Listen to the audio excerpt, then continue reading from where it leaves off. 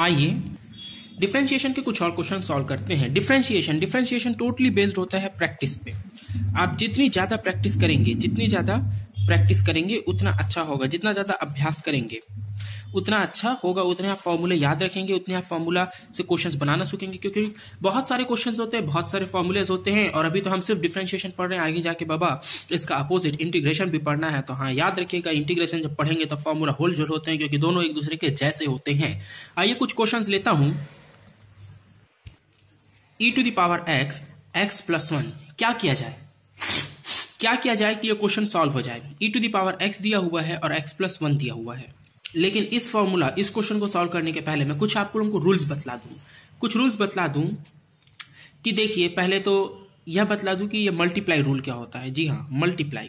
अभी तक के हमने एडिशन देखा कि कोई fx है और f1x है और कोई f2x है, और अगर इन दोनों का हमको डिफरेंशिएशन करना है, ddx करना है, तो हम क्या करते थे, सेपरेटली f1x का differentiation plus ddx of f2x का डिफरेंशिएशन कर लेते थे। पर यही कोई मल्टीप्लाई में है, f1x है और f2x है, ये दोनों मल्टीप्लाई में है और इसका ddx करना है, लेकिन ये किसमें है, मल्टीप्लाई के फॉर्म पे है। तब कैसे होगा, तो जब मल्टीप्लाई के फॉर्म पे है तो याद रखिएगा, जो एक एलिमेंट है यानी कि f1x फंक्शन दिया हुआ है, वो फंक्शन एक बार एज अ कांस्टेंट बाहर रहेगा, मतलब कि हूबहू वैसा का वैसा रहेगा, उसमें कोई बदलाव नहीं होगा, वो बाहर में रहेगा।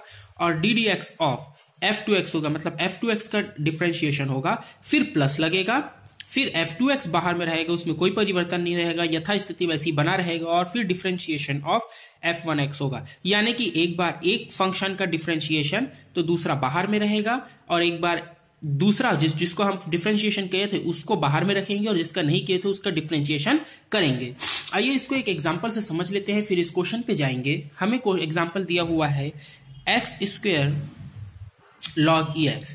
अब देखिए, यहाँ पे दो फंक्शन है, एक तो फंक्शन ये है फर्स्ट फंक्शन, ये है सेकंड फंक्शन। log ex एक फंक्शन है और x² अलग होता है। तो आइए इन दोनों को देखते हैं। तो जब हम इसको with respect to x differentiate करेंगे, यानी कि ddx of x² log ex करेंगे, जहां पे हमें मालूम है फर्स्ट है, ये सेकंड है, तो क्या होगा, ये वाला फंक्शन बाहर में रहेगा।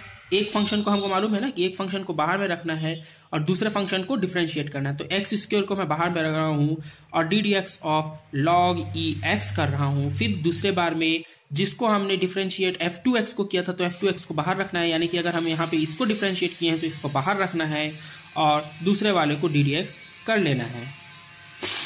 तो x² log ex का डिफरेंशिएशन क्या होता है जी, log ex का 1 में x होता है, log ex का 1 में x होता है, और log ex यहाँ पे वैसा ही वैसा रहेगा, और यहाँ पर आ जाएगा x² का x⁻n से nx⁻n-1 होता है, यानी कि 2x⁻2 - 1 होगा, यानी कि 1 आएगा। तो ये आएगा x और x² कैंसिल होगा, तो x प्लस log ex आएगा, log ex, और ये 2 भी था यहाँ पे, तो इसमें 2 का आगे में आ जाएगा और एक x और आएगा, ये x इसका, तो ये इसका आंसर होगा। इसी प्रकार इसको भी बनाते हैं, जिस क्वेश्चन को अपन छोड़ लिए थे। तो e⁻x अपॉन में x आएगा प्लस e⁻x आएगा, इसका अपन को करना है ddx, इसका अपन को क्या करना है, ddx। आइए अभी एक और क्वेश्चन बनाते हैं, इसको आपको थोड़ा आगे बतलाएंगे, कुछ और क्वेश्चंस बतलाते हैं। जैसे क्वेश्चन डिफरेंशिएट करना है x का क्यूब और e⁻x को, x का क्यूब e⁻x को डिफरेंशिएट करना है। ये फर्स्ट टर्म हुआ, ये सेकंड टर्म हुआ, तो यहाँ पर डिफरेंशिएशन करेंगे, यानी कि ddx करेंगे x का क्यूब और e⁻x का। तो हमें मालूम है कि एक टर्म बाहर रहेगा, ddx ऑफ e⁻x होगा, प्लस आएगा e⁻x ddx ऑफ x का क्यूब होगा।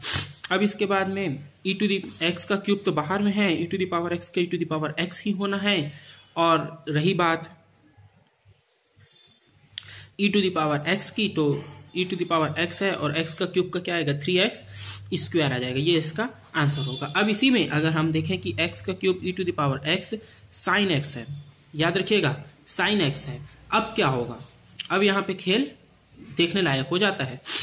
अब यहाँ पे जो बना ले उस महारथी है, डिफरेंशिएट करना है, यहाँ पर भी ddx निकालना है, पर यहाँ पे आपको 3 टर्म्स दिख रहे होंगे। x का क्यूब e⁻x अलग टर्म होता है, फिर sin x पूरे में एक अलग टर्म होता है, अब इसमें कैसे किया जाए, इसमें क्या करते हैं हम कि हम किसी दो को एक साथ मान लेते हैं। e to the power x sin x को हम इसको एक टर्म मानते हैं और इसको मानते हैं एक अलग टर्म, ये सेकंड टर्म हो गया मान लीजिए। तो ये एक अलग टर्म है, ये एक अलग टर्म है। अब इसको इस हिसाब से सॉल्व करेंगे, इन दोनों को जोड़ा में ले रहे हैं और एक मान रहे हैं। x का क्यूब को बाहर छोड़ दो, e to the power x sin x को sin x का ddx करना है, फिर plus e to the power x sin x को बाहर में रहने दीजिए और ddx ऑफ x का क्यूब करना है। देखिए कैसा किया गया है, x का क्यूब बाहर में है, ये इसको एक टर्म माने हैं तो इसका डिफरेंशिएशन, फिर जिसका डिफरेंशिएशन करते हैं उसको बाहर में रखे हैं और जिसका नहीं किए तो उसका डिफरेंशिएशन कर रहे हैं। अब अगले स्टेप में क्या होगा, अगले स्टेप में x का क्यूब उतर गया, e to the power sin x। अब यहाँ पे तो फिर ये दो टर्म है ना, ये एक टर्म है और ये दो टर्म है, यानी कि फिर से ये दो टर्म का मल्टीप्लाई है, क्योंकि हमने यहाँ पे तो इसको जोड़ी में लिया था, पर आगे तो यहाँ पे जब डिफरेंशिएशन आएगा तो फिर ये जोड़े में हिसाब से हल होगा जी। तो यहीं पे गलती करते हैं लोग, इसको कैसे ना कैसे हल कर देते हैं अलग तरीके से। इसका फिर से जोड़े हिसाब से होगा तो मल्टीप्लाई फॉर्म में होगा, तो फिर से क्या होगा, e to the power x बाहर रहेगा, ddx ऑफ sin x आएगा और प्लस करके sin x बाहर रहेगा, ddx of e to the power x आएगा। ये इसका हुआ। अब इसके बाद में e to the power x sin x आया और ddx ऑफ x का क्यूब तो 3x स्क्वायर आ जाएगा x to the power n से, x to the power n equals to n x to the power n minus 1 होता है अगर इसका ddx किया जाए तो ये इस फॉर्मूला से आगे है ये। अब उसके बाद में अपन इसको सॉल्व करेंगे तो इसमें x का क्यूब का मल्टीप्लाई होगा तो x का क्यूब आएगा, e to the power x आएगा, sin x का डिफरेंशिएशन cos x होता है और प्लस आ गया sin x आ गया, e to the power x का e to the power x होता है, e to the power x है, sin x है, 3x स्क्वायर है। ये हमारा आंसर आएगा। अब इसमें आप कुछ कॉमन देखना चाहें तो देख सकते हैं, बाकी आंसर तो यही आना है। अब यहाँ पे भी sin x है, यहाँ पे भी sin x है, तो चाहें तो आप इसको sin x को कॉमन ले सकते हैं और इसमें भी e to the power x है, इसमें भी e to the power x common ले लीजिए। तो क्या बचेगा, ये तो पूरा हट गया ना, ये तो पूरा हट गया। e to the power x sin x 3x square sin x ddx of e to the power x। अच्छा एक चीज याद रखिएगा कि जब e to the power x का होगा, याद रखिएगा, देखिए एक x का क्यूब है, x का क्यूब का मल्टीप्लाई इसमें भी है और इसमें भी तो है ना, तो हमने सिर्फ इसमें करके छोड़ दिया है, इसमें नहीं किए थे, तो इसमें भी x का क्यूब का मल्टीप्लाई होगा। तो यहाँ पे x स्क्वायर है, x स्क्वायर को कॉमन निकाल दीजिए, x स्क्वायर को कॉमन निकाल लीजिए, x स्क्वायर कॉमन निकलेगा तो यहाँ से सिर्फ x बचेगा और यहाँ पे क्या बचेगा, e to the power x common निकल गया, sin x कॉमन निकल गया तो 3 बचा ना, तो x प्लस 3 बचा, ये हो गया और यहाँ पे तो वही रहेगा, ये हमारा आंसर आएगा। और एक क्वेश्चन देखते हैं, question number 4, 1 plus 3x square 1 plus 5x, इन दोनों को कैसे करेंगे, with respect to x differentiate करना है, ddx। ये तो साफ साफ दिख रहा है कि एक टर्म है, ये सेकंड टर्म है, इन दोनों का डिफरेंशिएशन करना है, यानी कि 1 plus 3x square 1 plus 5x, इसका ddx निकालना है। चलिए निकालते हैं, एक टर्म को बाहर रखेंगे तो दूसरे टर्म को अंदर रखेंगे, ठीक है। 1 प्लस 3x स्क्वायर, थोड़ी सर्दी हो गई है, चलाइएगा काम, ddx 1 plus 5x plus 1 plus 5x और ddx of 1 plus 3x square, ये होगा। अब इसके बाद में क्या होगा, अगला जो आंसर आएगा ये तो वैसे ही उतर जाएगा, कुछ नहीं हुआ है, 1 प्लस 3x स्क्वायर।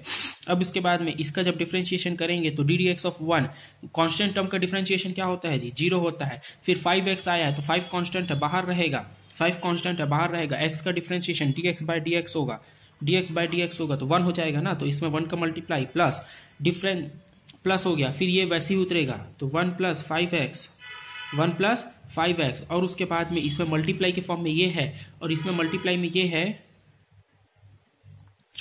ये 1 प्लस 3 स्क्वायर इसके मल्टीप्लाई के फॉर्म में था ना, ये इसके मल्टीप्लाई में है, क्योंकि डिफरेंशिएशन इसका डिफरेंशिएशन हो तो इसमें मल्टीप्लाई होगा ये।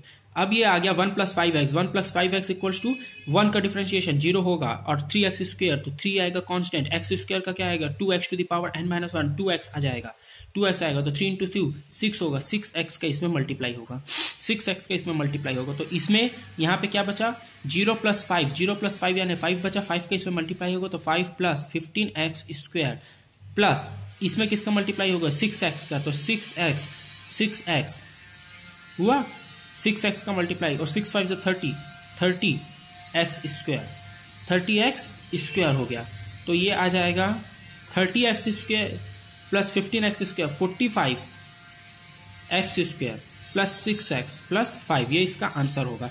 आइए एक और नेक्स्ट क्वेश्चन को देख लेते हैं, छोटा सा क्वेश्चन है तो यहीं पे ले लेते हैं। e to the power x upon में x का हमको x के रिस्पेक्ट में डिफरेंशिएशन करना है। बहुत आईएमपी क्वेश्चन, इसमें बहुत से लोग गलत कर देते हैं, तो इसको छोड़ देखिएगा। D d x of e to the power x x. अब यहाँ पे तो ये डिवाइड के फॉर्म पे मल्टीप्लाई है नहीं, तो कैसे करा जाए? तो मल्टीप्लाई नहीं है तो इसको मल्टीप्लाई कर सकते हैं ना जी आप। मल्टीप्लाई नहीं है तो मल्टीप्लाई कर सकते हैं ना, लेकिन मल्टीप्लाई क्यों करेंगे? हमें इसको मल्टीप्लाई के हिसाब से भी बना सकते हैं, पर मल्टीप्लाई ना करें। अब आपको मैं सिखा देता हूं डिवाइड का फॉर्मूला। लगे हाथ यहीं पे हम सीख लेते हैं डिवाइड का फॉर्मूला। वेरी गुड, एक अच्छा क्वेश्चन आ गया है, तो डिवाइड सीख ही लेते हैं। यहाँ पे जब भी कोई फंक्शन एफ एक्स हमें इस फॉर्म पे दिया हो कि f1x और f2x, अभी तक के हमने मल्टीप्लाई पढ़ा, एडिशन पढ़ा, सब्सट्रैक्शन पढ़ा, पर डिवीजन नहीं पढ़ा था। डिवीजन देख लेते हैं। तो हम क्या करते हैं, तो इसका जो आंसर आता है वह यह होता है कि ध्यान रखिएगा, डिनोमिनेटर यानी कि ये f2 वाला है ना, f2x, डिनोमिनेटर में मल्टीप्लाई होगा differentiation of coefficient of numerator. Differentiation करेंगे ऑफ कोफिशिएंट, जो f1 न्यूमरेटर का गुणांक है उसका, या जो न्यूमरेटर के स्थान पे है उसका डिफरेंशिएशन होगा, यानी कि f1x का डिफरेंशिएशन होगा। फिर उसके बाद में माइनस आएगा। याद रखिएगा यहाँ पे चिन्ह, क्योंकि एडिशन वाले में क्या होता था, f1x और f2x अगर रहता था और इसका ddx निकालना है तो एक बार f1x फिर ddx ऑफ f2x, फिर प्लस आता था, फिर f2x बाहर में रहता था और ddx ऑफ f1x होता था।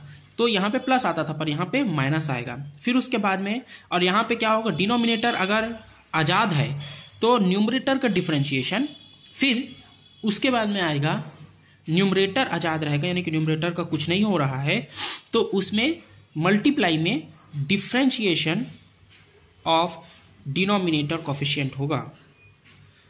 ठीक है, डिफरेंशिएशन ऑफ डिनोमिनेटर कोफिशिएंट होगा। अब लास्ट में इसके होल बाय में, इसको लोग भूल जाते हैं, इसको जरूर लिखना, डिनोमिनेटर का स्क्वायर होता है। डिनोमिनेटर का स्क्वायर होता है। एक बार इसको f(x) f1 के फॉर्म पे लिखा देता हूं कि अगर f2x है तो ddx ऑफ f1x होगा, माइनस आएगा, f1x है तो ddx ऑफ f2x होगा, और होल बाय में डिनोमिनेटर हमारा f2x है तो f2x के होल का स्क्वायर होगा, f2x के होल का स्क्वायर होगा। चलिए इसी फॉर्मूला से एक क्वेश्चन हमें जो मिला था e to the power x को सॉल्व करते हैं। इसका ddx निकालना है, डिवाइड के फॉर्म पे है, तो पहले डिनोमिनेटर आता है, फिर डिफरेंशिएशन ऑफ न्यूमरेटर आता है, फिर माइनस आता है, फिर न्यूमरेटर आजाद रहता है तो ddx ऑफ x होता है। होल बाय में x आया तो x का स्क्वायर आएगा, डिनोमिनेटर का स्क्वायर तो x का स्क्वायर। अब x वैसे ही रहेगा, e to the power x का e to the power x होता है, माइनस आया, e to the power x बाहर में है तो e to the power x होगा, डिफरेंशिएशन ऑफ x 1 होगा, और होल बाय में x स्क्वायर रहेगा। तो इसका जो आंसर आएगा x e to the power x, e to the power x को आप कॉमन निकाल सकते हैं दोनों से, तो e to the power x minus 1 upon में x स्क्वायर, ये इसका आंसर आएगा। अब इसके बाद में एक और डिवाइड वाला क्वेश्चन देख लेते हैं। डिवाइड का क्वेश्चन है x to the power n upon में log e x with respect to x अपन को निकालना है। तो चलिए इसका डिवाइड करते हैं। ये है न्यूमरेटर, ये है डिनोमिनेटर। हमें मालूम है कि ddx of x to the power n log e x equals to numerator, सबसे पहले डिनोमिनेटर आता है तो डिनोमिनेटर जैसा भी है वैसा रहेगा, फिर डिफरेंशिएशन ऑफ न्यूमरेटर आता है x to the power n, फिर माइनस आता है x to the power n, numerator वैसे ही रहेगा, ddx of log e x आएगा, होल बाय में डिनोमिनेटर log e x का स्क्वायर आ जाएगा। अब इसके बाद में इसको सॉल्व करते हैं, तो इसको जब सॉल्व करेंगे तो log e x का log e x वैसे ही उतर जाएगा। ddx of x to the power n, तो x to the power n का क्या आएगा, n x to the power n minus 1। ठीक है, n x to the power n minus 1 यही होता है ना, x to the power n, तो x to the power n log e x का log e x, e base में है इसलिए 1 बाय में x आएगा, होल बाय में log e x के स्क्वायर ही रहेगा।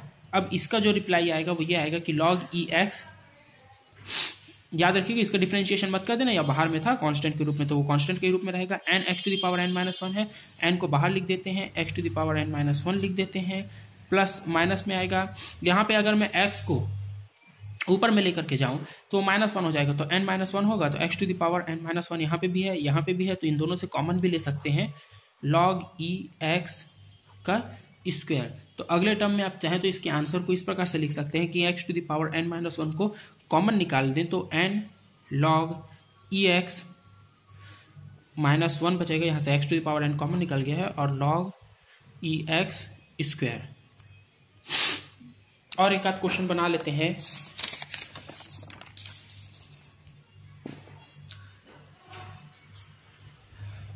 cos x दिया हुआ है, log e x दिया हुआ है, डिवाइड के फॉर्म पे है, डिनोमिनेटर आजाद रहेगा, डिफरेंशिएशन ऑफ cos x होगा, ठीक है। फिर cos x आजाद रहेगा, डिफरेंशिएशन ऑफ न्यूमरेटर होगा, सॉरी डिनोमिनेटर आजाद रहेगा तो न्यूमरेटर आजाद रहेगा तो डिनोमिनेटर का, ठीक तो है।